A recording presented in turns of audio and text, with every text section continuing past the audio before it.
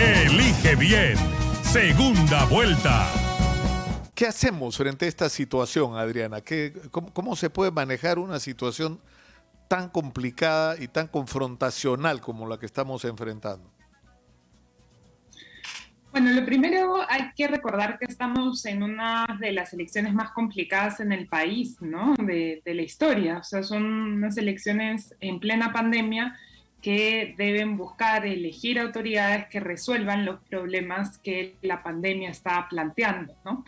En esta segunda etapa del proceso electoral, los candidatos deben ya contemplar no solo la campaña, sino creo que es importante que ya empecemos a ver señales de cuáles serían sus primeros gestos de llegar a gobernar, ¿no?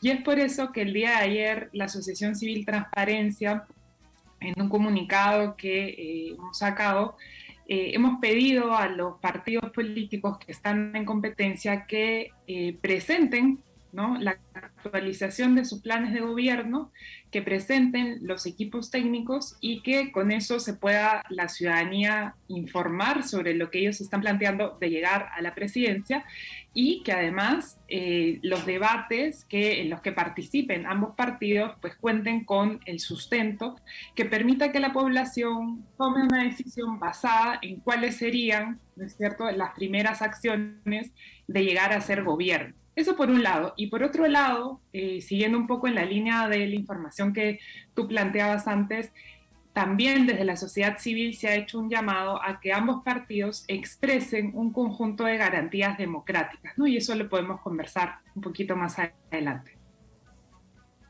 Claro, pero precisamente sobre esas garantías, porque la preocupación que hay es que este proceso no culmine, porque, bueno, acá estamos enfrentados a varios peligros, ¿no es cierto?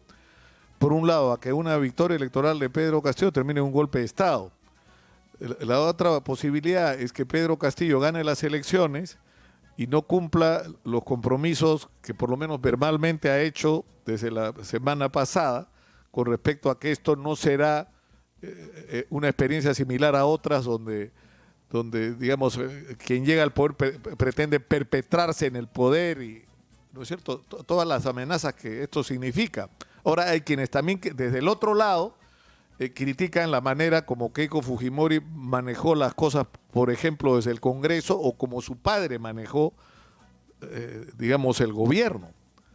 Pero esas garantías, ¿cómo podemos tener compromiso con respecto a esto? ¿En qué consistirían estos compromisos, Adriana? A ver, Nicolás, creo que para el público que hoy día nos acompaña es bien importante señalar que la democracia exige, en primer lugar, el respeto por los valores y las instituciones democráticas, ¿no? Dentro de ese marco, toda opción es válida, ¿no? Cada partido puede plantear ahí las propuestas que considere pertinentes.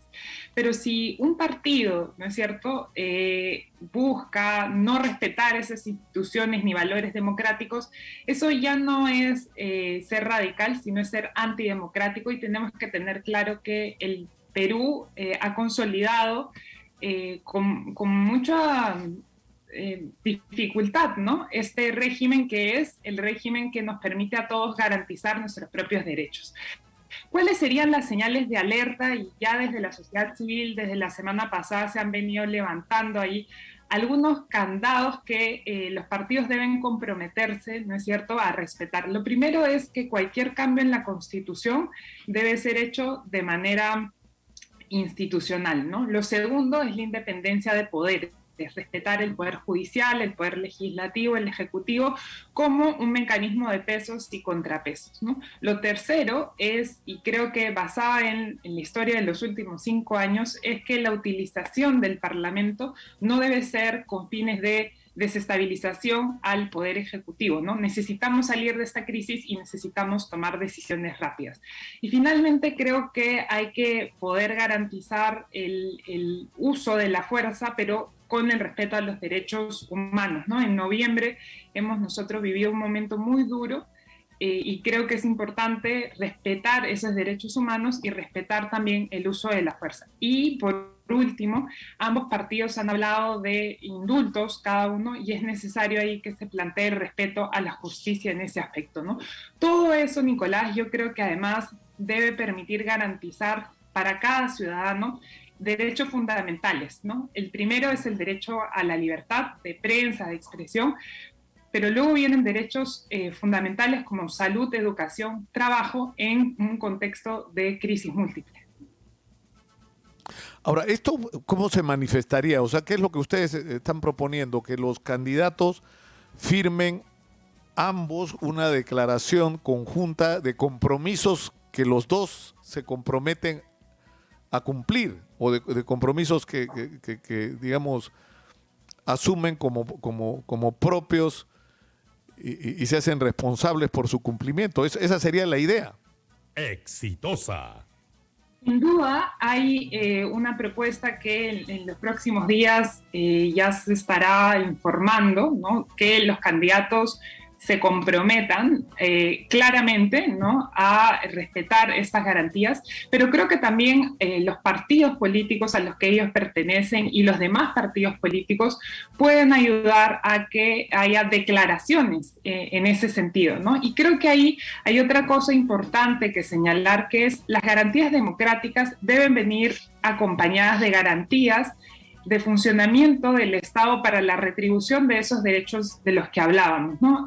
Ambos candidatos han planteado reformas, por ejemplo, la reforma del sistema de transporte, de la Autoridad del Transporte Urbano, han planteado reformas en otro sentido, y creo que esas reformas deben, son válidas, ¿no? Sin duda, pero deben venir acompañadas de propuestas de solución para que esos derechos, esas regulaciones que el Estado debe garantizar, pues se sigan dando, ¿no? Y lo mismo con la Defensoría del Pueblo, que sin duda uno puede siempre encontrar limitaciones en el accionar de algunas instituciones, pero no debemos dejar de lado esas funciones fundamentales que las instituciones cumplen, ¿no?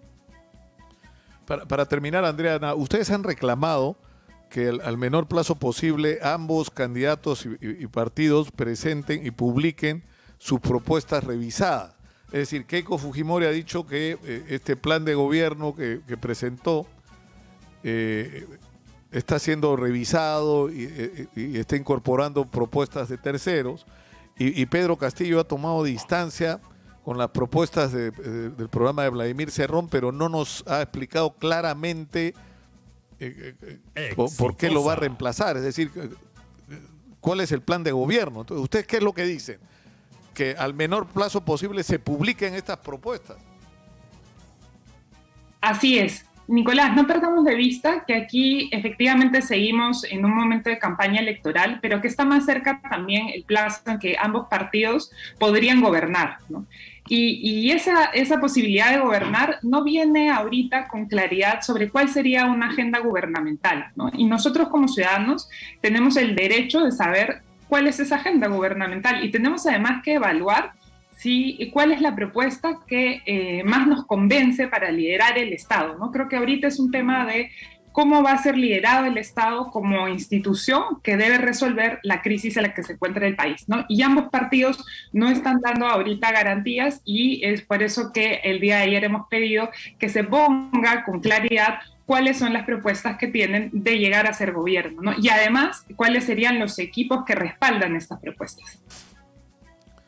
Una pregunta final. Esta controversia que ha surgido ayer a raíz de la publicación en una página de uno de las redes sociales de un sector de Perú Libre, donde el candidato Castillo plantea la disolución de la Defensoría del Pueblo, bueno, y al final hace una arenga con respecto a que los días de las transnacionales están contados.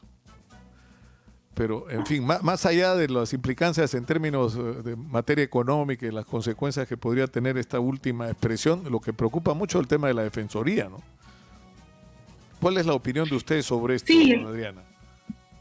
Efectivamente, como lo señalaba, es necesario que cada reforma que planteen ambos Exitosa. candidatos debe venir sustentada de una propuesta técnica y además de una evaluación de las funciones que cumple esa institución, ¿no? Creo que estas promesas de campaña de eliminación de un conjunto de instituciones no deben dejar de lado que la institución cumple una función y que de llegar al gobierno pues se debe seguir garantizando esa función, ¿no? Entonces las reformas deben ser reformas pensadas desde la gestión del Estado y ambos candidatos deben dar garantías que esas funciones se van a seguir cumpliendo porque están vinculadas a los derechos de las peruanas y peruanos, ¿no?